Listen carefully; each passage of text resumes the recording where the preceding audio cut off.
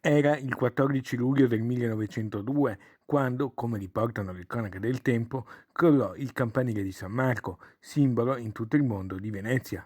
Pochi giorni fa, nei primi giorni del nuovo anno, ecco una scoperta che potrebbe riscrivere una parte di quella storia. Siamo sulla spiaggia del Lido di Venezia, con il Comitato per il Marketing Territoriale Lido Benon, guidato dal suo dinamico presidente Vittorio Baroni. I mattoni più importanti sono in questa zona che è di fronte al monoblocco, zona ex ospedale al mare. Ce ne sono veramente tanti e sono emersi con le mareggiate di questi ultimi giorni. Ve ne faccio vedere un po'. Ecco, la casetta che vedete è proprio quella che un po' individua la zona. Guardate, vedete? Ci troviamo appunto nella zona nord dell'isola tra il Blue Moon e il Paciuca, a San Nicolò. Qui sono stati individuati, in prossimità dell'ex ospedale al mare, moltissimi mattoni che per forma, colori e irregolarità sembrerebbero essere quelli del campanile crollato.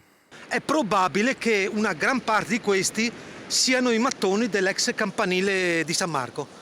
Abbiamo chiesto anche al presidente della municipalità del Lido, Guberti, così un interessamento, si è reso disponibile e ci auguriamo che possa emergere anche quello che tutti pensano e anche c'è un'esperienza di uso artistico di questi mattoni di Giorgio Bortoli che li ha inseriti nella sua opera d'arte La Torre di Luce, che attualmente è in esposizione ad Aviano e poi partirà in America.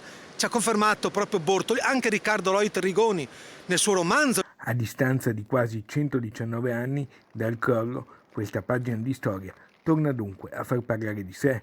Ora saranno gli enti preposti, in primis la sovrintendenza, a dover confermare la storicità del reperto. Ma certo potrebbe essere questo un buon viatico in vista delle celebrazioni che si apriranno a marzo per i 1600 anni di Venezia.